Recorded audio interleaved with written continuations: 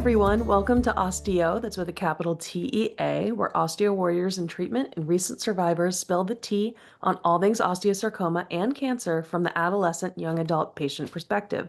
Listen in on our honest and personal conversations about our osteo experiences, stories, and who knows what else. We can get off track sometimes. This podcast discusses all aspects of the young adult cancer experience in a conversational format.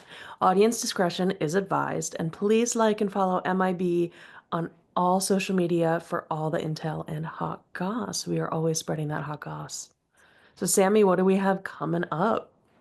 So first, we'd like to thank our sponsors, the Moore family, for supporting this podcast. We couldn't do it without you guys. Thank you so much. And we have quite a few announcements for you guys. So Factor 2025 is coming up June 26th through June 28th, and registration is open. So make sure you hop on and register as soon as possible. We will have HQ there, and we'll have a lot of really cool activities. Actually, Andrew will be teaching a salsa dancing class at Factor. So there's a lot of really cool stuff to look forward to. So if you can make it, please go. I'm so excited to see everyone. We do have a limited number of Osteo Warrior Travel Awards available for Factor 2025. These will be offered to osteo warriors and one parent by invitation only. Social workers, child life specialists, and medical professionals may nominate osteo warriors between the ages of 8 and 22 who are physically able to travel to Factor but would require financial assistance to do so. So if you fall in that category and you want to be nominated, reach out to your social worker, child life specialist, medical professional, and hopefully we get to see you there. OsteoWarriors Travel Awards to Factor will cover registration and most travel expenses within North America. For an Osteo Warrior and one parent, each family receiving an Osteo Warrior Travel Award shall coordinate their travel and allocated expenses directly with Isabel Wolf, MIB's Director of Programs. Please email isabel@mibagents.org with questions or for more information. Nomination forms can be completed and submitted online. The deadline is early June. So hop on that if you're interested. We'd like to take a moment to talk about the Give Kids a Chance Act. Please support the Give Kids a Chance Act. It's a bill to save children with cancer by creating a path for companies to develop drugs for our kids. The Give Kids a Chance Act includes the Pediatric Priority Review Voucher, a program that resulted in over 60 new drugs for kids with cancer and other life-threatening rare diseases since 2012. The program expired in December 2024, unfortunately. The Give Kids a Chance Act also includes a program necessary to find more cures for kids with cancer, pediatric studies of combinations of new cancer drugs. The Give Kids a Chance Act will save lives of children with cancer, and it will not cost taxpayers a dime.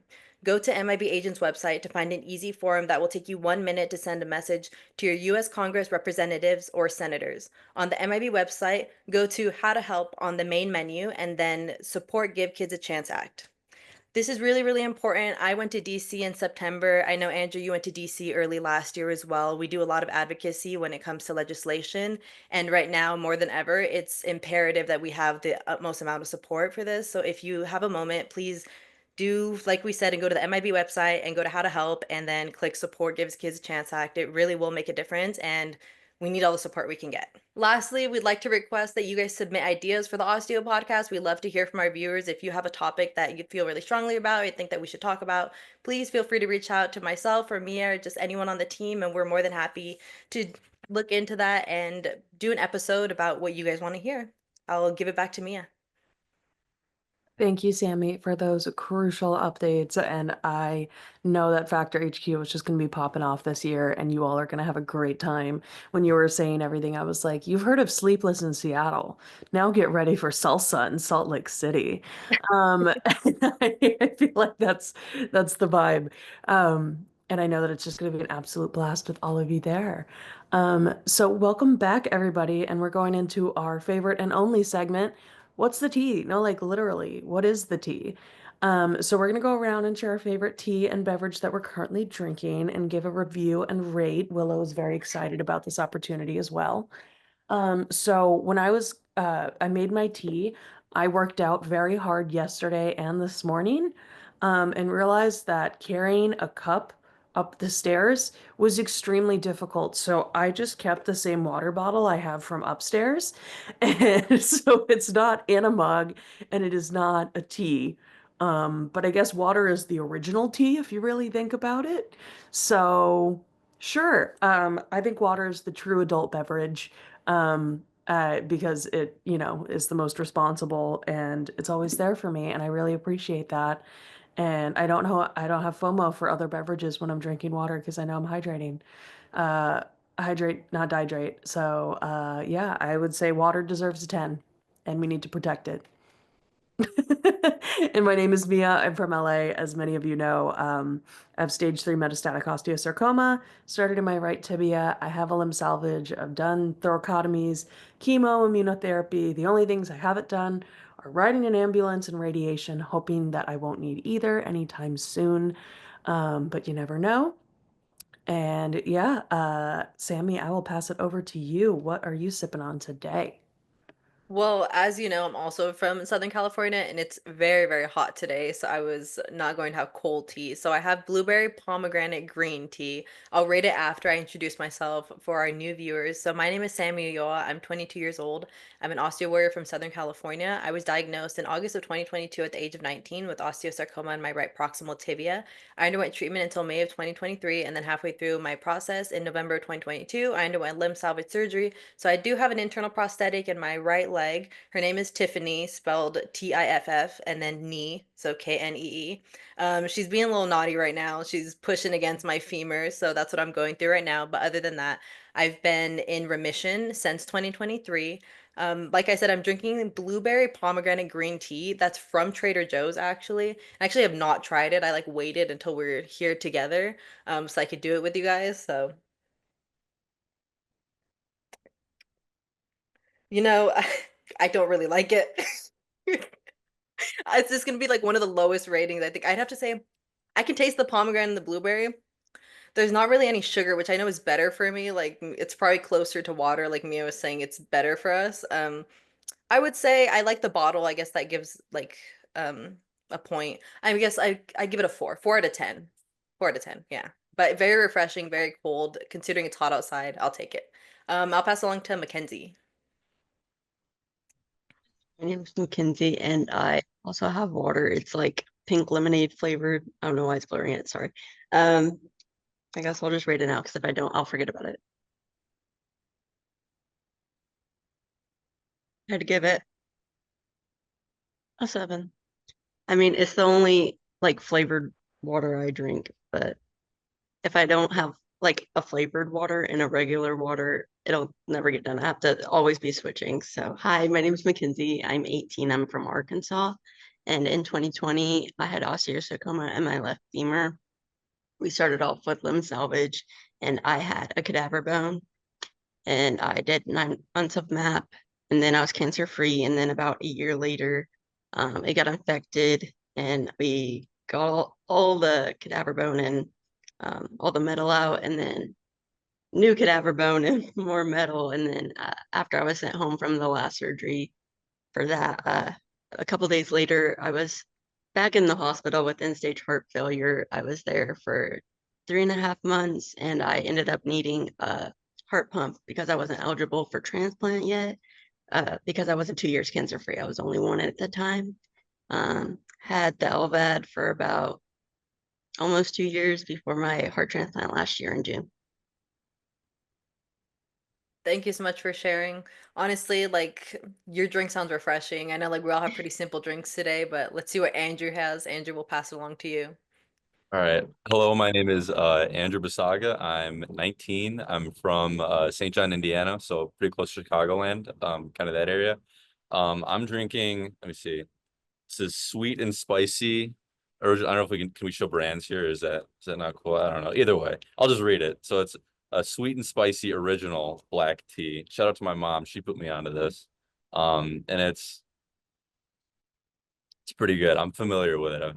I've been it gets me through some long study nights, so it's pretty nostalgic. But I'm currently in Omaha, Nebraska at Creighton University. I'm a sophomore studying biology.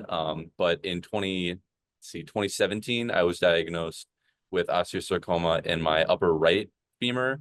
I went through the standard MAP treatment. I got a limb salvage surgery with a compression prosthetic put in a few months later, and then in July of 2018, I was declared NED, and I have been since then. So that's going on maybe 6 years, I think, like something like that. So yeah, we're doing all right. But yeah. That is super awesome. Thank you so much. That tea sounds really good. Good. I'm a big tea fan. It's very ironic that I don't have any. I swear, my biceps and my triceps, they were just like, no, we're not holding this mug. I was like, okay. I did a lot of kettlebells yesterday, so I get it. But still, yeah, so I'm so glad we all have refreshing beverages. Sammy, I know it is so hot out here today. I have not left the house, but will be later this afternoon. And I am obviously not going to be wearing a giant sweatshirt. This I just feel like is the osteo motto. Alive and unwell. Alive and unwell. Shout out to Nikki Glaser. Her tour was great. Love her very, very much. Queen of the roast. Maybe we should do an osteo roast at some point and see how that goes. That would go crazy, dude. So I would definitely have FOMO when if that happened without me. And speaking of FOMO, that's our topic today. So I guess let's just start, talking about FOMO, and it's a big thing that happens when you're going through treatment, or even when you're not going through treatment, and you have physical, limitations. Like I used to love hiking, loved it. Even when I was 16, I did 3 days, 31 miles, hiked most of the Trans Catalina Island Trail. Catalina Island is just 26 miles off the coast of Los Angeles. It's a beautiful island. They even have buffalo on the island because they filmed a Western there in the 20s, and it was so expensive to get them there that they decided to leave them there. So now that there's a controlled population of bison on Catalina Island. So there's your fun fact of the day. Um, but yeah, so we've all experienced FOMO in some regard, even not as cancer patients. And so when you add the health aspect into the mix, I know it just gets crazy. And I have definitely felt some major FOMO, and I know we all have some tips and tricks. Um, but so let's all talk about how we cope with it. I mean, Andrew, I guess we'll start with you since you kind of were on the younger side when you were diagnosed. How did you cope, and how do you cope currently when you see your friends or peers doing things that you can't right now or back then? Yeah, I'd say it was definitely something I struggled with when I was fresh out of treatment. I mean, you see I played like tackle football in middle school, so that was something I planned to do. In high school, I thought that would be like a big part of kind of like my high school life, and then no contact sports with the prosthetic, so kind of can't do that anymore. So it's something you definitely kind of like, I don't know, feel maybe a little bit bitter about. You're just kind of like, oh my gosh, like why is this happening? And then as you grow and you kind of, live with it for a little bit, I'd say now I'm definitely better at kind of handling that. I think um a way to cope with it is to find the things you still can do. I know I played, so before I was diagnosed, I was doing all these different things, all these different sports. And then you kind of, after diagnosis, pick the things you still can do. So one thing for me was like guitar. Um, I could play guitar before, and I still can. You don't need your legs to play guitar, fortunately. So that's something that, I've really just kind of been focusing on, and it's something that you can take pride in being able to do, being able to work on, not feeling like you're like limited in any sort of capacity um by kind of your diagnosis, I guess. So if you can find the things you still can do and still love, I think it's a great way to be able to kind of get through that. Yeah, I that's a completely really good take on it. I was also prior to my diagnosis, I was super active. I used to be like a Division 1 cross country runner, and I do find myself from time to time being a little sad when I'm like in the car and I see someone like running. I'm like, oh, that would be nice. It's a really nice trail to run on. But like Andrew said, I think the best way to cope is to find the things that you still can do, and then also like I've discovered different things that I enjoy doing now that I maybe didn't do beforehand. So maybe it's not the same, but life can still be just as beautiful. And you find new hobbies and you find new things that bring you happiness. And those are kind of the things that get you through all the tough times. So instead of looking at it like glass half empty, it's like a glass half full mentality. Like, yes, maybe I'm a little bit more limited than, well, significantly more limited than I was before that, but that doesn't mean I still can't do things that bring me joy. So, what about you, Mackenzie? How do you cope with all of that? It's kind of similar to you because I did track and soccer before, so I was a runner, and we had COVID during my first track season, so we only had two meets. And when we came back, I did cross country with the team, even though I'm not long distance, just to stay in shape. But then I got cancer at the end of the season, so I didn't get to do like a full track season, which is where like a lot of my FOMO was, I guess. And my brother's a runner too, but he's long distance. So I feel like it kind of evened it out because he makes me realize I would never want to run any of that anymore because he just did a half marathon. I'm like, that's a lot of work. I don't know about that. So I don't know. I think it's like a self thing for me where I can realize that these people can do these things by themselves that make them happy, but I can still find things that make me happy too. Yeah, absolutely. I mean, it really is just about finding your niche and developing new hobbies and relying on your support system. I mean, I feel like that's such a big part of it too. And, it's like, it's really great when you have friends who are willing to accommodate, your limitations or, understand that you're neutropenic and then, hey, maybe going out, to the arcade where there's 8 million children running around who are coughing with and sneezing with their mouths open. Maybe it's not the best environment for someone who's potentially neutropenic. So maybe we just play games at the house. You know what I mean? So it's like just kind of changing things around and just kind of finding your niche and it takes time and it's frustrating that it takes time, but when you find it, I feel like it just boosts not just your self-worth, but just your contentedness in day-to-day life. And I feel like that just makes everything easier. And I just feel like it makes going through treatment a lot easier too. I know one of the things that I did to cope, and it's still something that I rely on to this day, and I actually think it's one of my best pieces of advice for just anyone in general, but also people who are recently diagnosed. I created a separate Instagram account. I know that we're all probably familiar with Finstas. This is a little different than a Finsta.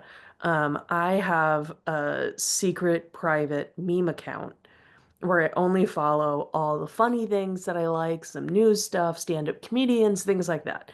Nothing super, I mean, obviously news is serious, but you know what I mean? Just like a way to keep informed on social media without having to see we're getting close to um, like graduation season and spring break. Like those are two big things. When I was going through treatment, I had my freshman year of college. I loved it. I had incredible friends.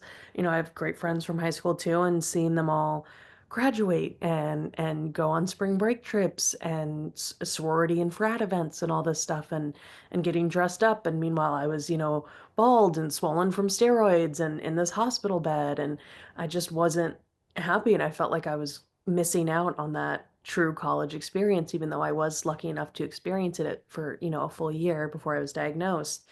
And so this separate account, it just is so refreshing because it's like, I know I'm like, all right, it's April. I'm probably not going to go on my main Instagram account for a little while because people are announcing, hey, I got into XYZ school, or hey, I'm graduating from XYZ school. I'm going to XYZ graduate school, medical school, law school, what have you.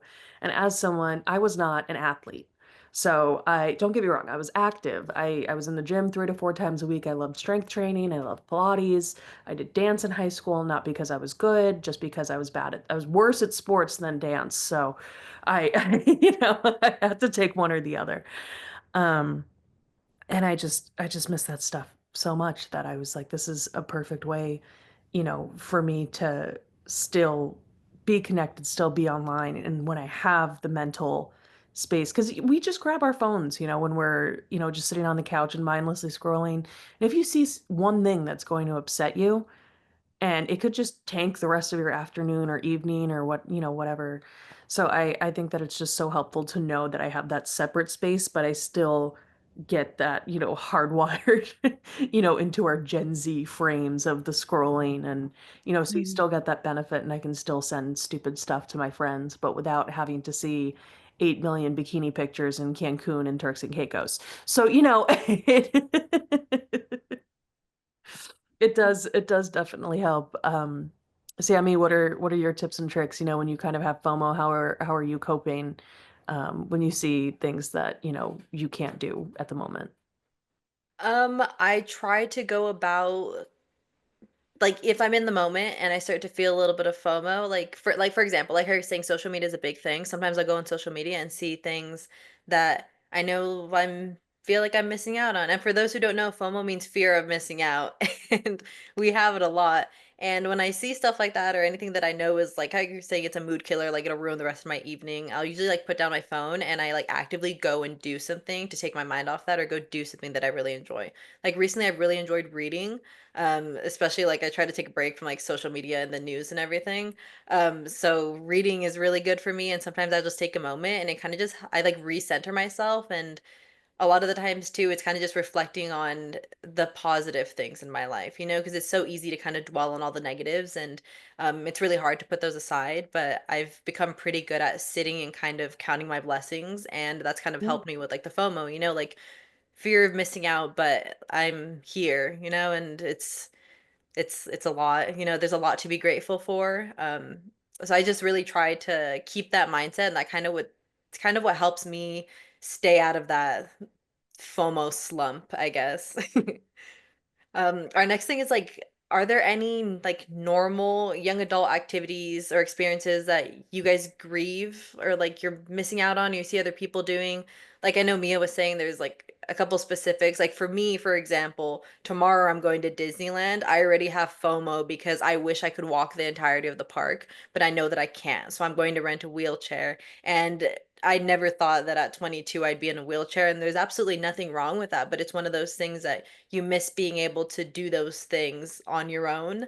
So that's like something super specific that's coming up super like literally tomorrow for me.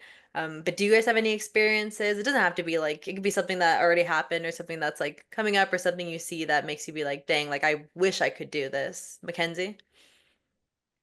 Um, I don't know. I feel like there's things like prom and stuff. I mean, I did go last year, but I barely lasted an hour. I was so tired. And the prom starts so late. I'm like, guys, I like to sleep. I'm sorry, I gotta go. And then my feet were already tired by the time we got there because pictures started at 5 and the prom was like at 8 or 9. I'm like, I can't do that. And I was in tennis shoes too. So it's like, I don't know. Like prom is just it's not worth it sometimes for like the pictures that start hours before a dinner too, and then it's just a lot. So I don't know, some like prom and like dances and all of Mhm. that, or Like just small events. things in Mhm. general. Yeah, Yeah, like events that run late or events that require yeah. you to like, because also like my we have like we all have our social battery that drains, but also I feel like Mhm. having a physical disability, like my like physical battery drains really easily. Like I get tired quicker. So then when I know that something's going to be going on that's going to last for a long time, like I have like FOMO leading up to it because I'm like, I already know I'm not gonna last. And that's kind of disappointing, but it's one of those things that we kind of come to terms to. So I get what you mean about like specifically like prom. That's one Mhm. of those instances that like I know that I'm not gonna last. Like, is it worth it all the time? Probably not. Like there's a lot of things that I'm like, oh, I wish I could stay out and do all of this. Should I be doing it? Probably not. But do I want to? I'd like to have the option. I just know An myself and option. I know with my disability, it makes it really difficult. What about you, Andrew? Do you have any like specifics? There weren't any like okay, so when I was diagnosed, I was in like seventh grade, so I wasn't missing out on any like major like experiences. Like I still was able to go to like high school dances, that kind of thing. I was still able like for the most part to travel, but also I will say this. I do like as it warms up, I see like people like running, and it's just like this small thing where like I mean I can do this awkward like jog where I'm like kind of like all over the place, but just seeing like somebody like run and like missing that, or like even going to the gym and watching like seeing somebody like deadlifting or squatting or something like that. It's just something where I'm like, oh my gosh, I really do kind of like wish I could do that. I really wish I could still kind of do that. So I don't know about any like major experiences, but those are two things where I really wish I could kind of get those back if I Yeah. could. I Yeah, I get mean, the those are the running one. realest ones though. Like the ones that you like day to day, like how you're saying you go to the gym, you see someone squatting, like gosh, I see someone drop like their phone and pick it up and I'm like, "Oh, that looked so easy." It's like such a feat for me. I drop stuff and I kind of just look at it sometimes and I think like if I kick it, well, like I'm trying to figure out how to not bend over because I can't squat. Yeah. So it's just like the little things in life that I Even just like think kind of standing on your Mhm. like affected leg without like almost falling over. I'm just like it's such like a Yeah. simple thing, but I just wish I could do it. Or you know what gets me recently? So I don't like insects like at all. Like I think the only ones that I really like are roly polies if I'm being honest. Yeah, so the ones that's, for example, like spiders, I lack the balance in like my prosthetic leg to stomp on it with my good leg. But then I can stand on my good leg, but I lack the strength in my prosthetic leg to kill the spider. So then it's kind of one of those things that I'm not fast enough either way. If it starts coming at me, I'm gonna hurt myself because I also can't flee. It's fight or flight. There's not really a flight option. And honestly, I don't want to fight a spider. So it's one of those things that I'm like, I see someone like step on something or then I'm like, dang, I wish I could do that. Or recently for me, it's been kicking rocks. It bugs me that I can't kick a rock anymore. I'll see a nice rock and I come up to it and I really try and it goes like just skips. It's embarrassing. So I kind of just look at rocks and I'm like, you win. I'm not gonna kick you. Yeah, I get that. I went to my brother's soccer game when he was still doing soccer, and there was this little kid that had a soccer ball, and they kicked it, and it accidentally went farther, and I tried to kick it back, and it didn't go very far. And they kind of look at you, especially if you're wearing like Yeah. pants. Like my brother, like he's like 13. He'll like I don't know, like he has like the other day for his birthday, he was kicking the ball around in the backyard and it came to me and he was like, "Oh, can you kick it to us?" And I was going to, but I was like, "Ugh, I know I'm going to like it's not going to go well." So he's picked up and threw it instead. But like like we already know how it's gonna go. Yeah, I mean, I was never good at sports to begin with. So at least I was like, great, this gives me an out. Glass half I'm full, like, I this don't is have to deal with JOMO. that This is, anymore. yeah, Yeah. this is joy of missing out. No, even though I had, a very athletic build, like to quote the great Katy Perry, I was toned, tan, fit, and ready, a California girl, truly at heart. Um, and it was really hard to, kind of lose that body and go through that transformation. And I just like, it sounds so weird, but I was just at the spa retreat with my mom, and it's like a week long, and it's like one of our happy places. She went there to learn how to breathe again. I went there to learn how to move again. We actually just did an ad campaign for them, which was really fun. So it'll be coming out within the next year. We'll keep you posted on that. But I just kind of like see all these women who like, and they like have knee replacements and stuff too. Like it's like a lot of older women who go. And so it's like women who are in their 80s and even their 90s, and they're still like in the same dance classes that I am, and they're killing it. And I'm like, I can't move my feet that fast. Even if it's a simple step, like I just can't do anything that crosses one leg over the other very quickly, and I can't really jump. So it's like if I'm having fun in this dance class and suddenly they're like, "All right, now we're going to do fun little leaps. They don't have to be technically correct, but they just have to be fun." And I'm like, "Well, I'm going to hurt myself." And so, missing out on that, and I'm 26 now. I'm the elder of this group, and it's just, I love living with my mom, but how many people who are 26 can say that they love living with their parents full time? And I feel like when you are an osteosarcoma patient or just are someone going through health stuff and are staying at home, it's just kind of like, well, I can't have friends over past a certain time because we'll be too loud, or so it's just kind of like, but I'm an adult, and so it's just kind of like this weird. I'm jealous that my friends can have whoever over at any hour, and you can just show up to their house unattended, without any notice, and they'll just let you in. You could have a drink or whatever. So I'm just kind of like, it's just weird. Like I'm getting closer to my late 20s, and I have friends who are getting engaged and who are getting married and who are having kids. And I'm just kind of like, okay, I'm still at home and I have graduated from college and I don't know what's happening and I might die. And so it's just kind of like this. You are constantly having to adjust the grieving process of Mhm. your young adult experiences, and it's really frustrating. And I kind of can help us segue into the next bit a little bit too. It's like I'm missing out on dating a little bit, and I know that this is mostly geared towards women here, but um we live unfortunately in a pretty aggressive society, and meeting strangers through the internet isn't always the best way to date. And we obviously have this fear, kind of drilled into us, rightfully so, that things could happen to us, and I can't run. So what if I'm on a date and it doesn't go well and I need to get away, and this person wants to do something that I'm not consenting to? How am I going to get away?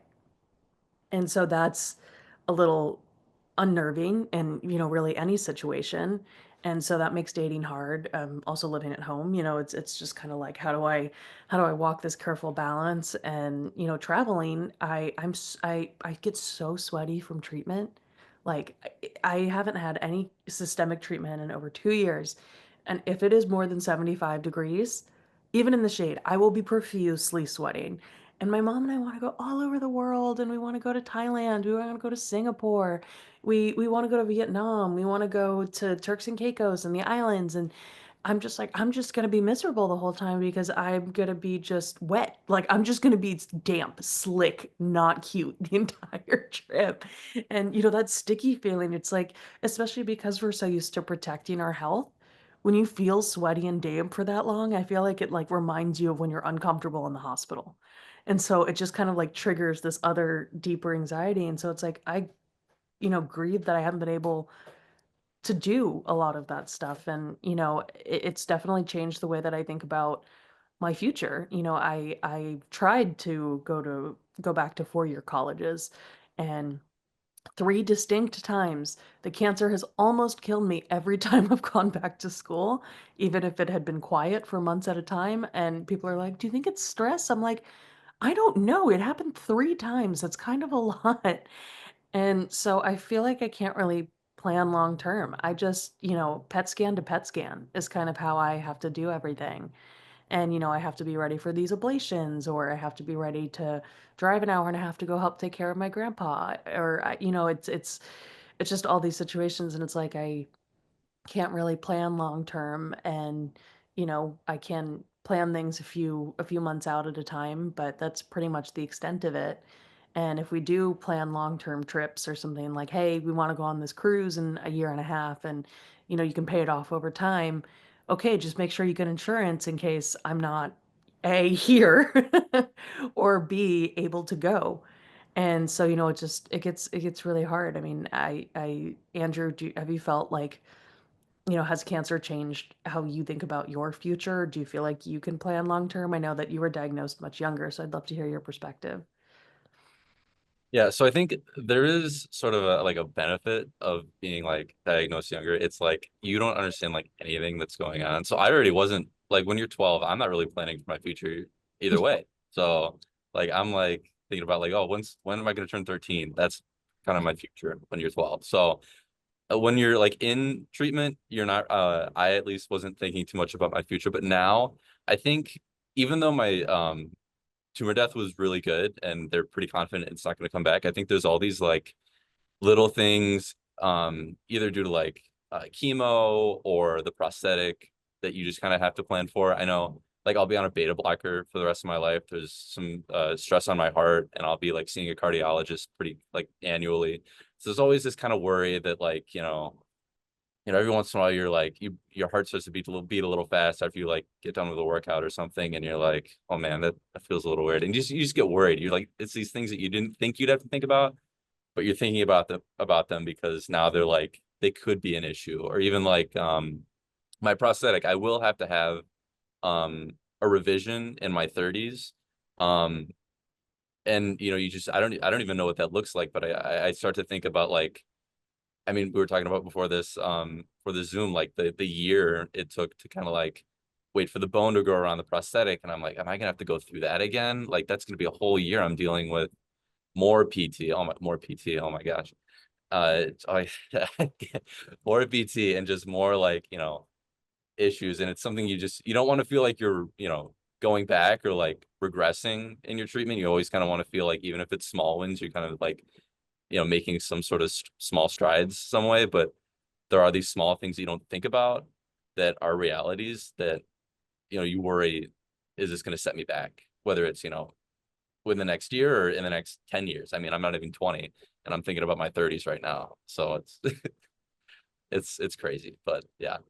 Yeah, it's one of those things that no matter how far out you are from like your initial diagnosis, your initial like surgery or your last surgery, like you're always thinking about like the what ifs and what comes next. Because I mean, cancer got us all like no one was expecting it. No one ever expects to get cancer, and then more so like the aftermath that comes with it. So it's like super real that you say that it's like a concern of yours that's always lingering in the back of your mind, like do I feel this way because I just worked out, or do I feel this way because finally like it's catching up to me that I had chemo and like my heart's damaged? Like it's one of those things that never leaves your mind. I mean, I know for me, like even like just recently, I talked about at the beginning that I'm having problems with my prosthetic, and I'm only about 2 years and 4 months out from my initial prosthetic placement, and I really did that. Think that I had more time, but now I'm kind of thinking I'm not even I was supposed to go to a concert in September. I'm thinking like maybe I won't be able to because I'm gonna need this surgery. And like Andrew said, like the recovery process for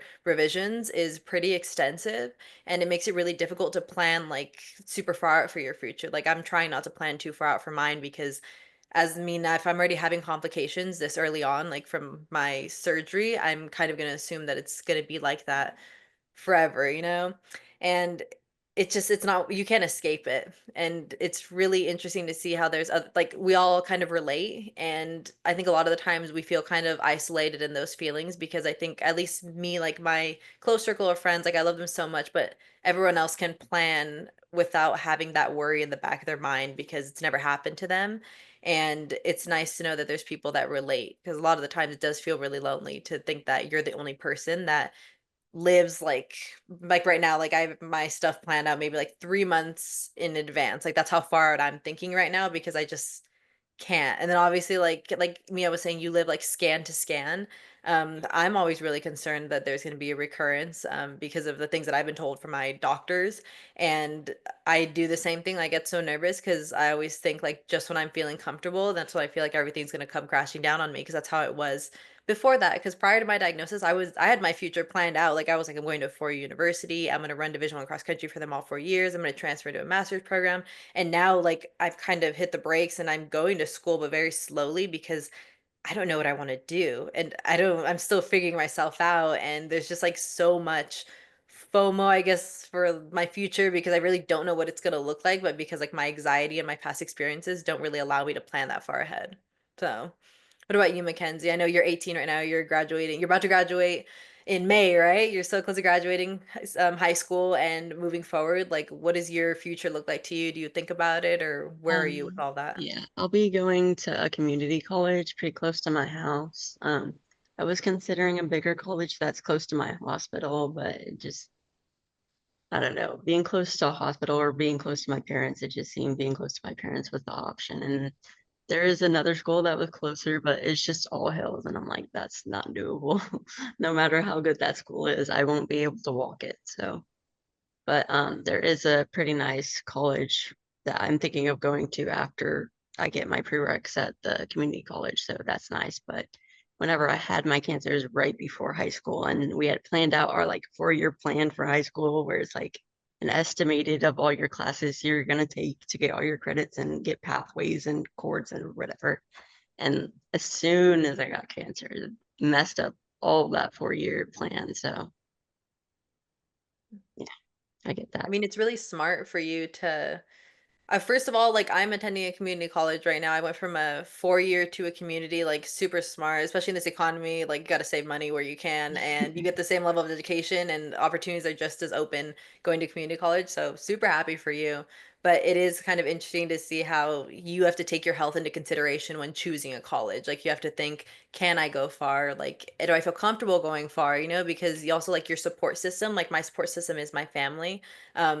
I left prior to my diagnosis and I had to come back. And now that I'm back with them, like I really can't fathom being too far from them or being too far from my hospital because you never know. You never know when you're gonna need your doctors and you never know when you're gonna need your like your circle of support. So yeah, I mean, the other thing that we kind of wanted to touch on was do you feel like your non-cancer friends and family understand what you're going through? Because I know that our family and friends really do try to be supportive. And like I said, like my family is my support system, but there are certain instances that I feel like they maybe don't understand. Even when you try to explain it, like no one understands the extent of your concerns or your worries. Like, I guess I'll ask Mia, do you feel like your non-cancer friends and family understand what you're going through?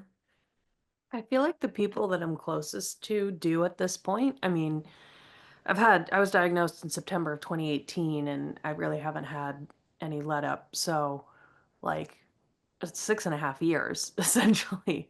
And so, if you're someone who's in my tight knit circle, obviously you know what my limitations are at this point. Obviously there are things that slip through the cracks, but you know, my friends know, all right, if we know that we want to go out, let's make sure it's a place that we know we can get a reservation or that we know has open seating because Mia can't stand for very long without her knees starting to get cranky. Rodney's always cranky. But and you know, Andrew, like you were saying earlier, you know, like we do need we need to get these things replaced at some point. These things have, you know, shelf lives, and so it's just really weird, you know, knowing that I'm 6.5 years in it, and my surgeon told me that it would be 10 to 15 years, um, you know, until I needed a new one, and I was 19 when she told me that. So when you're 19, you're like, all right, 10 to 15 years, I'll be in my 30s, whatever. You know, so it's just kind of like, you know, you're just like, oh, whatever, it'll be fine. The tech will change. And, you know, now I'm here 6.5 years later and I'm like, all right, when is he going to start having actual problems? And so that's something that I have to worry about now too. And thankfully, you know, living with my mom, she's super understanding of everything and honestly can go on the too protective side sometimes. And I'm like, no, it's okay. I can walk the 50 feet, you know, from here to here. Like it's not that big of a deal.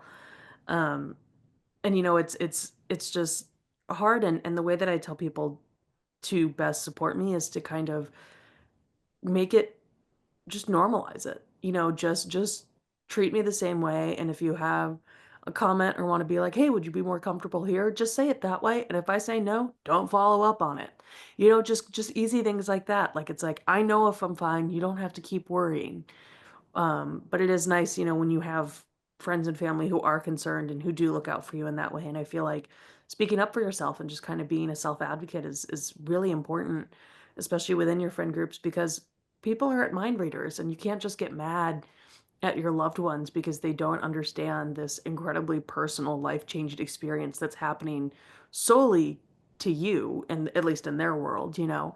So they can't read your mind. They don't know that your leg's hurting from standing at this angle talking to them, or that you get migraines more easily, so you can't sit in the sun, so you want to be on the other side of the car, but everyone's already seated and strapped in, and you're like, oh, well, this is awkward. And so, you know, you just want to find a group that really cares and is adaptable to your needs. And you just gotta self-advocate and you know, the best way to be supportive is to, again, like I said earlier, just normalize what's going on in your life, even though it's not normal, but it is your normal now. And so people need to understand that, and they just need to be accepting of people's differences in general. And yeah, I mean, I feel like that's the best way to be supportive is just to listen and to understand and just to treat us like normal people. And I almost said kids, and I'm like, I am not a child. But you know, you know what I mean. Um, just treat us like you normally would, but know that we have some leg issues and maybe some heart issues and lung issues, and just we just want to hang. I feel like it's just that at the end of the day. Um, Mackenzie, what are your thoughts? I mean, I think my family did pretty well, but I don't know, that might be kind of hard to say. Like my grandma, she had a cancer the same year I did, so I like to think it kind of softened the blow because people like got used to the idea of what cancer is before I ended up having it. So in that way, I feel like people were more like had more sympathy, empathy, all of that. But like with friends and stuff, it's still hard. But I think I just seek out more friends that are like me that had osteo or heart problems in general. Because if I have a problem, like people that haven't had leg issues aren't going to understand that. So I'll just talk to a friend that has had leg issues. And I think it's important to talk to somebody you know has been through something like that. What about you, Andrew? Do you have any thoughts about this? Yeah, I think I don't know. I was fortunate enough to, you know, when I was going through it, and like especially like my friends, it was kind of like as I, you know, like went through my, you know, rehab and like, you know, kind of getting better, getting back on my feet, you know, with the prosthetic and everything, they were kind of going through it with me. So I think there was a pretty clear like understanding of just like what I could do, what my limits were, what my abilities were. So I think with my friends back home, it's almost like this like unspoken understanding of like what my limits are. It's kind of cool. But going to college, I think you like, I mean, I had nobody like I had no like nobody from my high school go to the same college as me. So it is kind of weird, like, you know, they notice the limp and then they go like, oh, what happened? And you say like cancer, and that's the last thing they're expecting.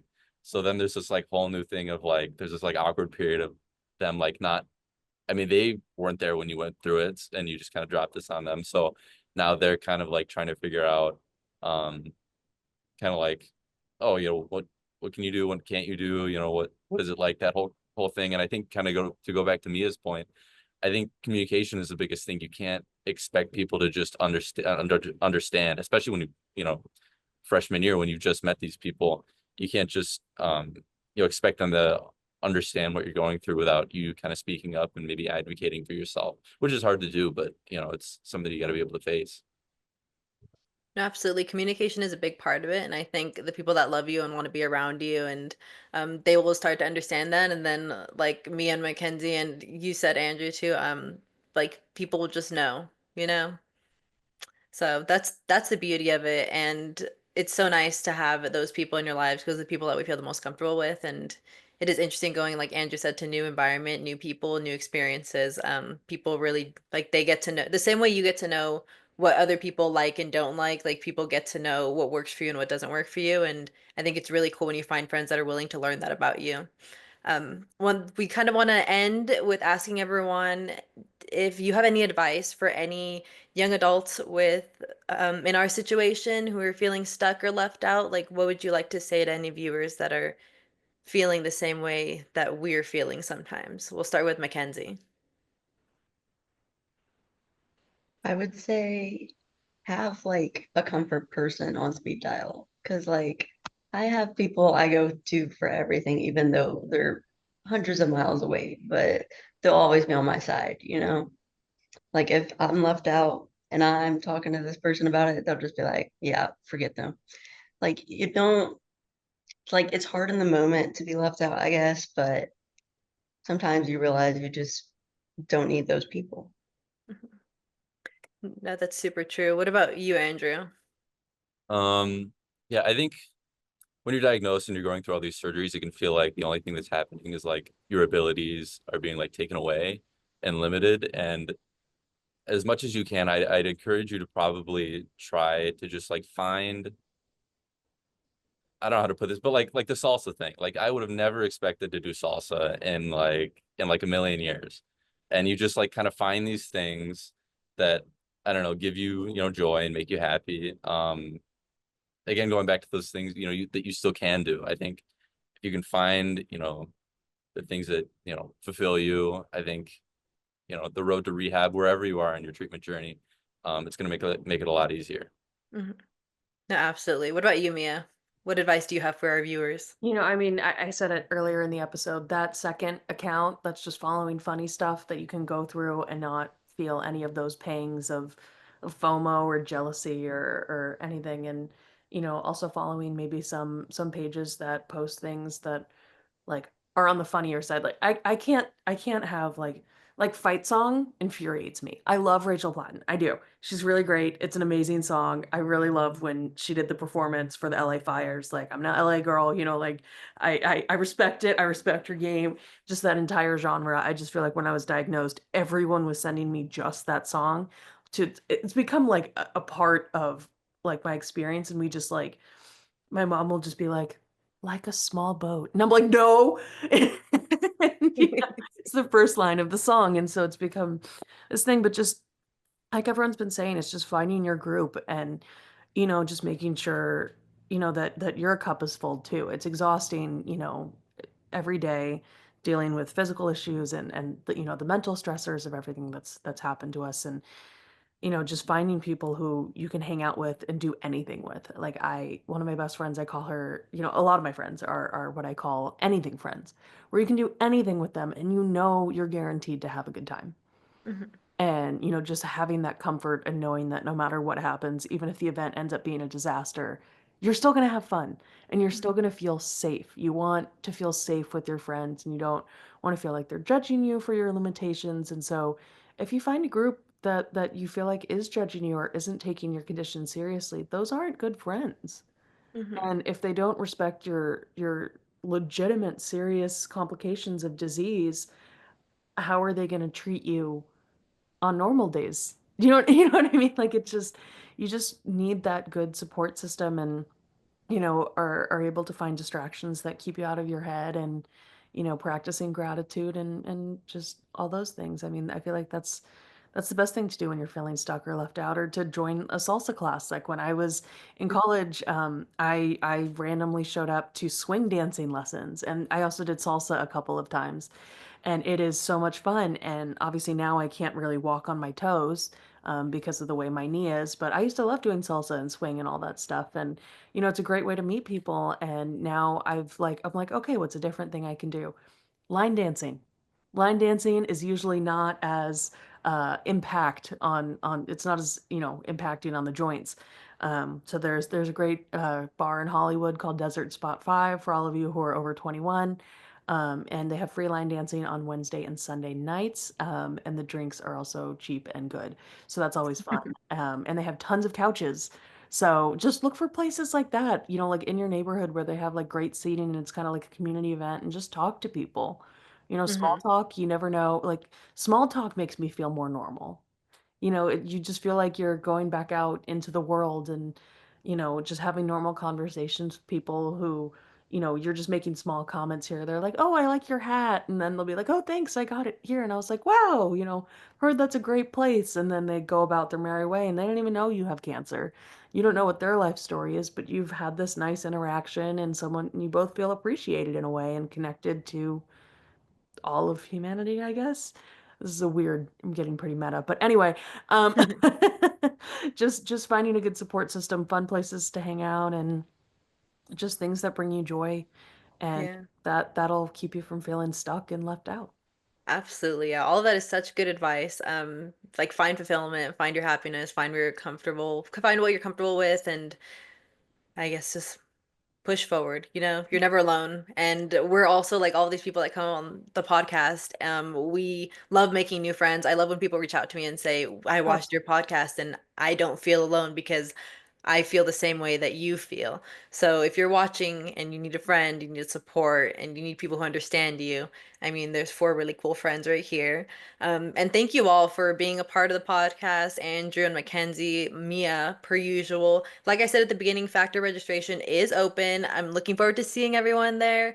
Looking forward to taking Andrew's salsa dancing class. There's a lot to look forward to at the Factor. So registration is open. Make sure you register. And then I also just wanted to emphasize the Give Kids a Chance Act. If you have a moment, it will take just 1 minute to go on the MIB website, go to How to Help on the main menu, and then click Give Kids a Chance Act. And you can go ahead and send a message to your local congressmen or senators. And this is what we really need for progress and to push forward and to make things better. We need voices, we need support. So if you have a moment, please do that for us. Please do that for your cancer friends. Please do it for people that you don't even know who are going through the same struggles. And I'll pass it on to Mia so you can go ahead and wrap it up for us. I will wrap it up for us. I do just want to say, with the act, seriously, it will make such a huge difference. We need something set in stone that says that there will be research done and clinical trials done for pediatric cancer and other rare diseases, because otherwise it's just going to slip through the cracks, and research is being cracked down on. I'm not going to get too political with anything, but just please, we need things that are set in stone, and we are alive today because of acts like this. So please, if you can, just give that a send. And we want to again thank the Moore family for sponsoring us as always. And thank you to Sammy and Mackenzie and Andrew for being here. We appreciate you always. Andrew, I can't believe we've known each other for what, like 4 or 5 years now. I mean, it's pretty No. it's pretty Yeah. crazy. So I'm just glad that we're all here today, and that we all have this little osteo family that we've built over the years, and I'm so proud of it. And just thank you all for being here, and creating a space where we can share our stories and relate and heal together. And I know it means the world to me. I know it means a lot to Sammy. I just hope it means a lot to you guys as well. And thank you everybody for tuning into OsteAo, the Osteosarcoma podcast. Be sure to follow MIB agents on social media at the links in the description below for all of the intel and hot goss. We will see you next episode. And for now, we're your hosts, Mia and Sammy. And That's the tea. Bye everyone. Thank Bye. you. Thank you.